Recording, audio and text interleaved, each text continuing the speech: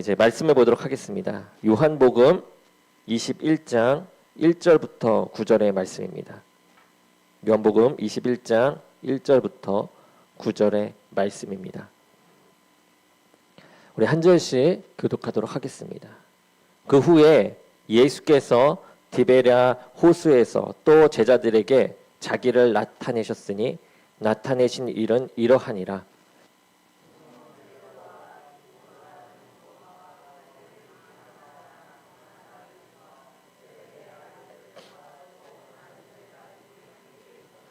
시몬 베드로가 나는 물고기 잡으러 가노라 하니 그들이 우리도 함께 가겠다 하고 나가서 배에 올랐으나 그날 밤에 아무것도 잡지 못하였더니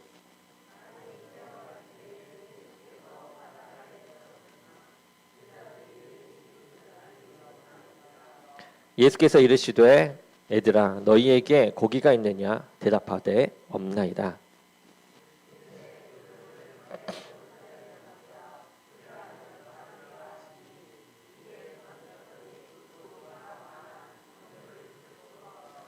예수께서 사랑하시는 그 제자가 베드로에게 이르되 주님이시라 하니 시몬 베드로가 벗고 있다가 주님이라 하는 말을 듣고 겉옷을 두른 후에 바다로 뛰어 내리더라.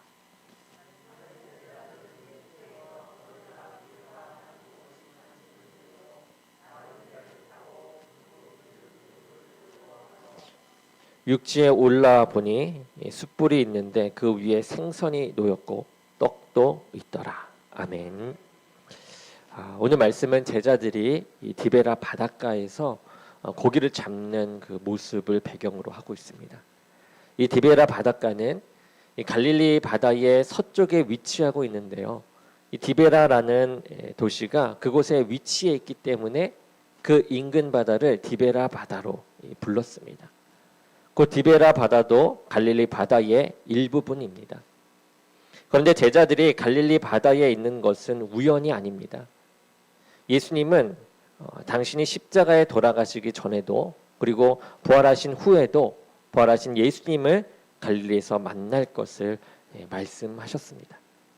마태복음 26장 32절에 예수님이 돌아가시기 전에 제자들에게 말씀하시죠. 그러나 내가 살아난 후에 너희보다 먼저 갈릴리로 가리라. 그리고 마태복음 28장 10절에는 예수님이 부활하신 후에 이 새벽에 무덤을 찾는 여인들을 보시면서 이에 예수께서 가라사대 무서워 말라. 가서 내 형제들에게 갈릴리로 가라 하라. 거기서 나를 보리라 하시니라 라고 말씀하십니다. 예수님은 갈릴리에서 제자들을 만나기 전에 이미 이 부활하신 후 2차례나 제자들을 만나 주셨습니다. 예수님의 이 부활을 믿지 못하고 예루살렘에 머물러 있는 제자들, 이 제자들에게 부활의 모습을 보여주셨죠. 갈릴리가 아니라 이 엠마오로 가는 제자 둘을 만나 주셨습니다. 예수님은 갈릴리에서 만나자고 한 이 예수님의 말씀을 잊고 예루살렘에 머물러 있는 제자들에게 나타나셨고 갈릴리에서 그들을 만나실 것을 깨닫게 하셨습니다. 그리고 제자들은 부활하신 주님을 만난 후에 이제 갈릴리로 가게 됩니다.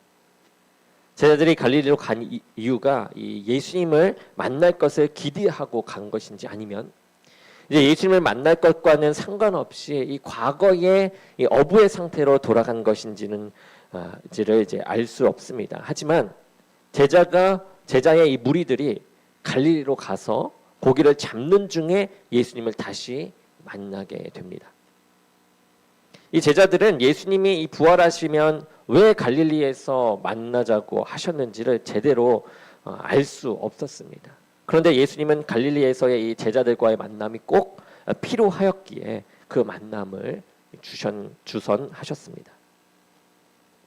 이 갈릴리 바다에서 제자를 만나시는 예수님을 통하여서 이 예수님은 왜 제자들을 갈릴리에서 만나기를 원하셨는지, 그리고 저와 여러분들에게 있어서도 예수님께서 만나고자 하시는 이 갈릴리와 같은 곳은 없는지에 대해서 우리가 함께 말씀을 살펴보고자 합니다. 먼저 예수님은 갈릴리에서 만나고자 했던 이 제자들, 예수님이 갈릴리에서 만나고자 했던 이 제자들은 예수님을 따르기를 실패했던 제자들이죠. 예수님은 이 제자들을 갈릴리에서 만나실 것을 십자가에 죽으시기 전에도 그리고 죽음에서 부활하신 이후에도 강조하셨습니다. 그리고 베드로를 비롯한 이 예수님의 제자들도 갈릴리로 가게 되죠. 그리고 베드로가 자신은 고기를 잡으러 가겠다고 바다로 가고 베드로를 따라 다른 제자들도 고기를 잡으러 나섭니다. 그런데 이상하게도 제자들이 밤새도록 고기를 잡으려고 애를 쓰지만 결국 고기를 잡지 못하고 새벽이 오게 되죠. 그때 예수님이 해변가에서 제자들에게 묻습니다. 무엇을 가진 것이 있느냐? 제자들이 말하죠. 없습니다. 예수님께서 제자들이 고기를 잡지 못한 것을 모르셔서 물으신 것이 아닙니다. 예수님은 제자들이 아무리 힘쓰고 또 수고해도 이룰 수 없는 이 실패의 일이 있음을 자각해 해 주신 것이죠. 그런데 예수님께서는 고기 잡기에 실패한 제자들에게 이 배의 오른편에 그물을 내리라라고 말씀을 하십니다. 그리고 제자들이 예수님의 이 말에 순종할 때 그물을 들 수 없을 정도로 많은 고기를 잡게 됩니다. 이 모습은 이 3년 전 이 예수님이 처음 베드로와 어부들을 부르실 때의 장면과 아주 유사합니다. 예수님은 3년 전에 제자들을 처음 만났을 때의 이 모습을 이렇게 재현해 보이신 것이죠. 하지만 이 3년 전에 예수님과의 이 만남과 그리고 지금의 만남은 분명한 차이가 있습니다. 처음에 예수님을 만났을 때의 베드로와 제자들은 너희가 사람을 낚는 어부가 되리라 라고 하는 부르심에 호기 있게 예수님을 따라 나섰습니다. 자신이 가진 모든 것을 버리고 예수님을 따를 정도로 제자들은 예수님을 확신하며 확신 있게 따라 나섰죠. 그런데 이제 3년 후에 예수님이 만난 제자의 모습은 완전히 다른 모습이었습니다. 3년 동안에 예수님을 열심히 따른다고 했지만 결국은 예수님이 이 로마 병정에게 잡혔을 때의 이 제자들은 예수님을 버리고 도망갔습니다. 베드로는 용기를 내어 대제사장의 이 집들에까지 갔지만 결국 그곳에서 예수님을 모른다고 3번씩이나 부인하며 저주하기까지 했습니다. 예수님을 따른 지 3년 되었을 때 이 갈릴리에서 고기를 잡는 제자들의 그 모습은 예수님을 따르기에 실패한 자들의 모습이었습니다. 제자들이 갈릴리에서 부활하신 예수님을 만났을 때에 자신들은 예수님의 제자로서 적합하지 않다고 여겼을 것입니다. 또한 예수님을 배신하고 도망간 것에 대한 죄책감도 있었을 것이에요. 그들은 주님의 일을 하기에 연약하다고 느꼈을지도 모릅니다. 예수님의 제자로서 살아가기에 적합한지 스스로 의심을 했을 것이에요. 우리가 예수님을 따라 살 때 이 제자들과 같은 이 실패를 맛볼 때가 있습니다. 내가 예수님의 제자로 제대로 살아가고 있지 못하고 여전히 죄 가운데 연약함을 가지고 사는 자신의 모습을 보면서 죄책감에 빠지는 경우가 있죠. 베드로는 예수님을 3번 부인했습니다. 그렇지만 때로는 우리는 그 이상 예수님을 부인하는 생활과 생각과 행동을 하면서 살 때도 있습니다. 그런데 예수님은 예수님 자신을 따르기에 이 실패한 제자들을 갈릴리로 부르셨고 그들을 이제 만나 주시고 계십니다. 예수님은 예수님을 따르기에 실패한 제자들을 포기하고 다른 사람을 제자로 만드시고자 하지 않으셨다라는 것이에요. 3년 동안 괜히 헛수고를 했다라고 탄식하며 좀 더 나은 사람을 모집하러 다른 곳으로 가지 않고 그 실패한 제자들을 만나러 갈릴리로 오셨던 것입니다. 왜냐하면 제자들은 그들이 이 예수님 따르는 것을 실패할지 몰랐겠지만 예수님은 잘 알고 계셨기 때문이죠. 제자들의 길거리에서 누가 크고 높은지를 두고서 싸우는 모습을 보면서 이 제자들이 예수님을 따르는 목적이 예수님을 통해 좀 더 이 대단한 인물이 되고자 하는 것도 다 아셨습니다. 예수님이 잡히실 때에 제자들이 도망할 것도 너무나도 잘 아셨죠. 베드로가 예수님을 모른다고 3번 부인한 것도 이미 할 것도 이미 다 아셨습니다. 저와 여러분들이 예수님을 따르면서 실수하고 실패하는 일들로 인해서 우리는 당황하기도 하지만 예수님은 이미 우리의 죄성과 이 연약함을 너무나도 잘 알고 계신 분이시다라는 것이죠. 우리가 예수님의 말씀과 그 모습을 온전히 따라 살기에 한없이 부족하다라는 것, 그것을 예수님은 다 알고 계십니다. 그래서 예수님은 실패한 제자들과 저와 여러분에게 이 갈릴리에서의 만남을 준비하셨습니다. 예수님은 갈릴리에서의 이 만남을 통해서 제자들이 주님에 대한 사랑을 고백할 수 있도록 허락을 하세요. 부활하신 예수님은 제자들을 만나셨을 때 처음 예수님을 만났던 이 3년 전의 장면을 재현하셨다고 했습니다. 그리고 그 다음에 베드로가 예수님을 부인했을 때의 모습을 연상하도록 하십니다. 예수님께서 숯불을 피워놓으시고 그 위에 생선과 떡을 구워놓고 제자들을 기다리고 계셨던 것이에요. 예수님이 숯불을 피우셨는데 이 모습은 베드로가 이 배반했을 때 그 상황을 재현하는 듯 합니다. 마가복음 14장 54절 말씀입니다. 우리가 함께 읽어보도록 하겠습니다. 마가복음 14장 54절입니다. 시작. 베드로가 예수를 멀찍이 쫓아 대제사장의 집들 안까지 들어가서 하속들과 함께 앉아 불을 쬐더라. 아멘. 이 베드로는 불이 타오르는 그 자리에서 예수님을 모른다고 3번씩이나 부인하며 저주를 했죠. 그리고 이제 예수님은 숯불을 피워놓고 베드로를 기다리셨다가 그 앞에서 베드로를 대면하십니다. 베드로는 그 모습을 보면서 예수님을 부인한 자신의 모습에 괴로워했을지도 몰라요. 하지만 예수님께서 그렇게 하신 것은 베드로가 이 죄책감에 괴로워하라고 하는 것이 아니라 도리어 예수님을 부인했던 그 실패의 순간을 극복하고 예수님의 사역에 더욱 합당한 사람으로 세워지기를 원했기 때문입니다. 예수님은 주님을 따르기 실패했던 베드로에게 질문하죠. 너가 나를 사랑하느냐? 예수님의 그 질문은 베드로에게 이 아픔이 되었을지도 모릅니다. 예수님을 사랑한다고 말하고 싶은데 혹시나 예수님께서 너가 나를 사랑한다면 내가 가장 힘들고 그 고통스러웠던 그때 어떻게 나를 모른다고 말할 수가 있느냐라고 이 비난할 것 같아 주저했을지도 모릅니다. 그런데 베드로는 용기를 내어 대답하죠. 제가 주님을 사랑하는지 주께서 아십니다. 예수님은 베드로에게 이 한 번만 물으신 것이 아니라 베드로가 예수님을 3번 부인했듯이 예수님은 베드로에게 나를 사랑하느냐고 3번 물어보십니다.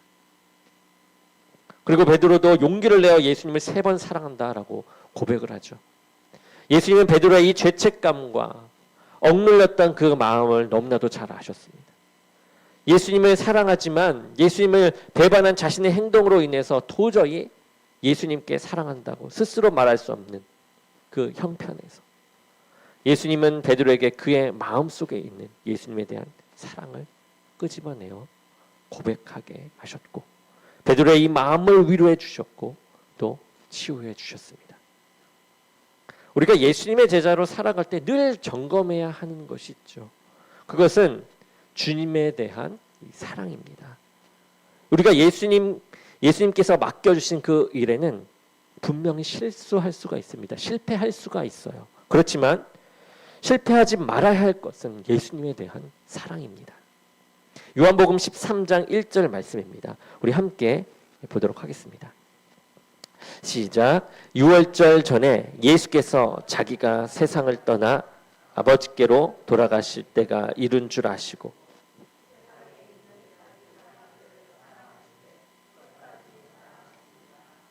아멘. 예수님은 죽기까지 당신의 사람들을 사랑하셨습니다.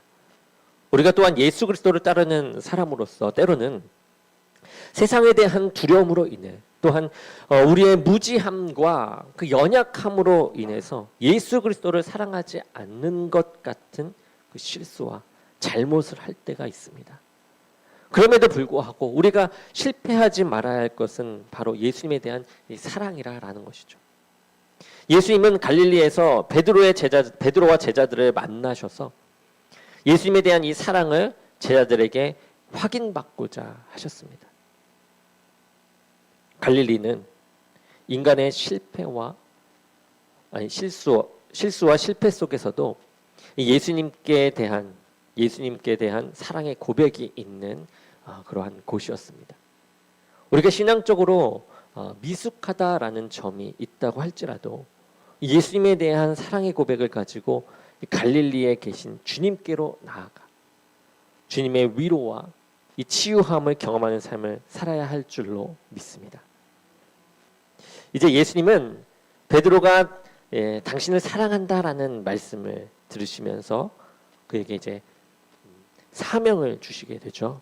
바로 내 양을 치라, 또 내 양을 먹이라 라고 하십니다.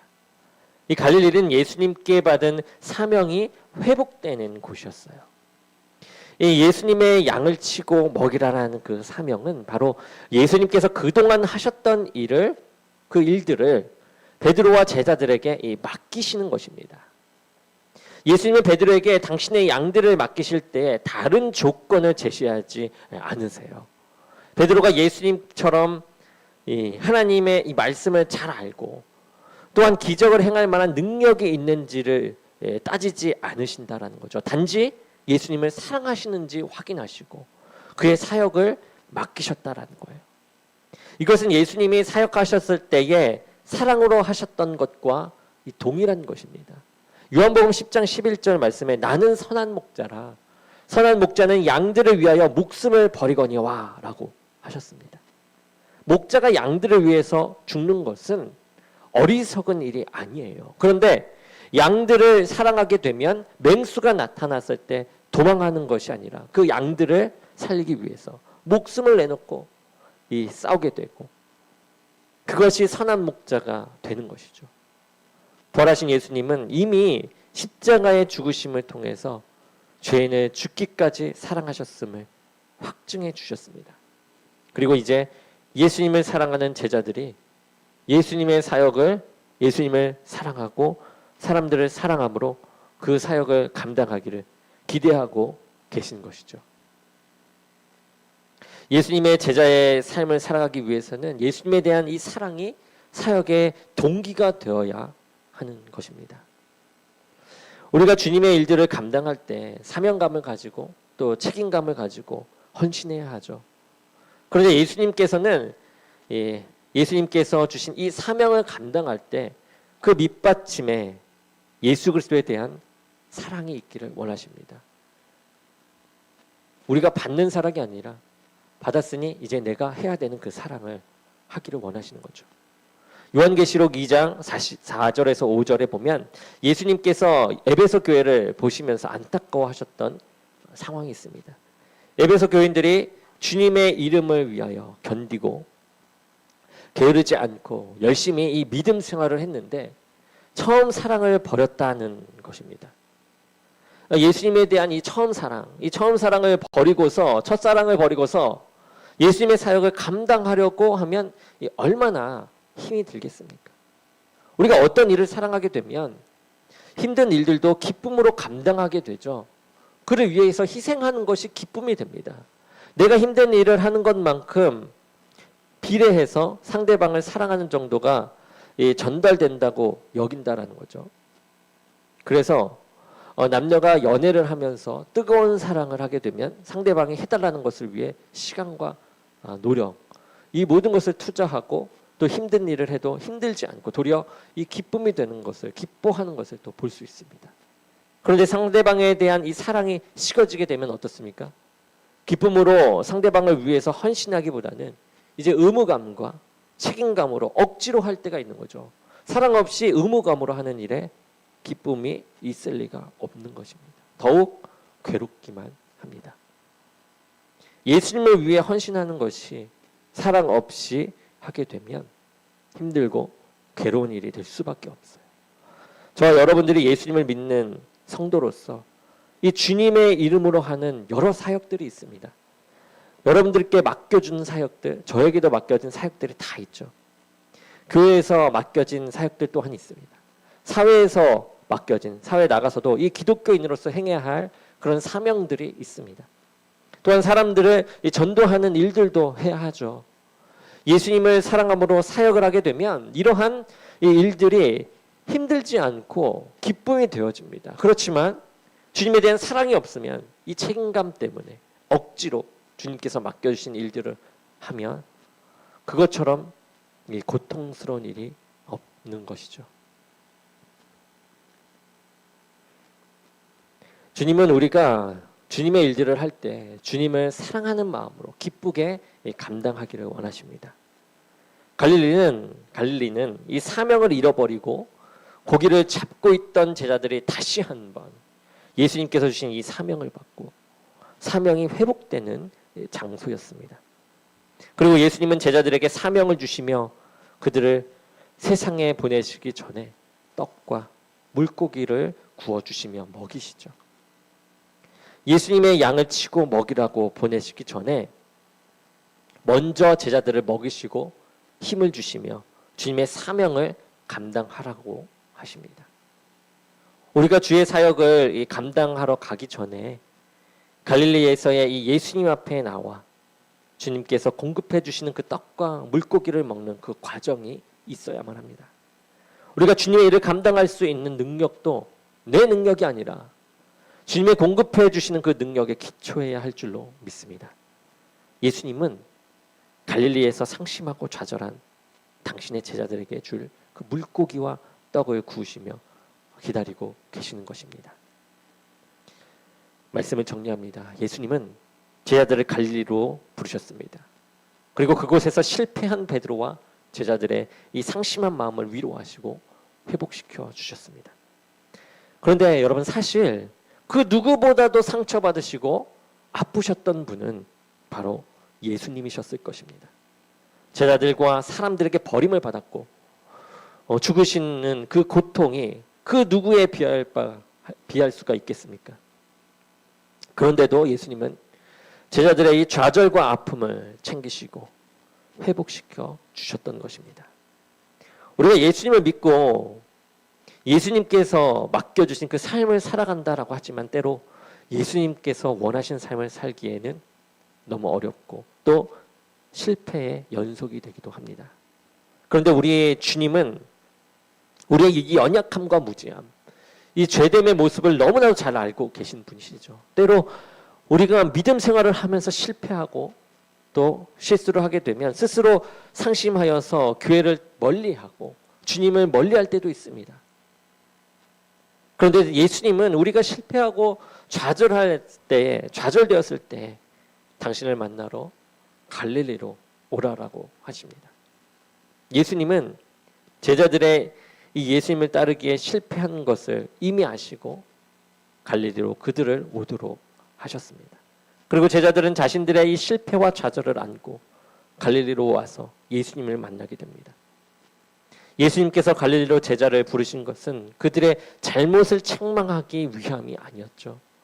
자격 없는 제자들을 향한 예수님의 변함없는 그 관심과 사랑을 보여주셨고 또한 예수님을 향한 제자들의 사랑을 회복시키기 위한 곳이었습니다.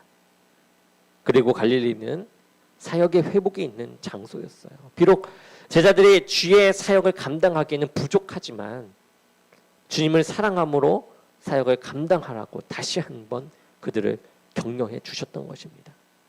그리고 제자들을 먼저 먹이심으로 사역 감당할 힘을 공급해 주셨습니다. 간절히 원하기는 주님을 믿을 때에 힘듦과 좌절될 때에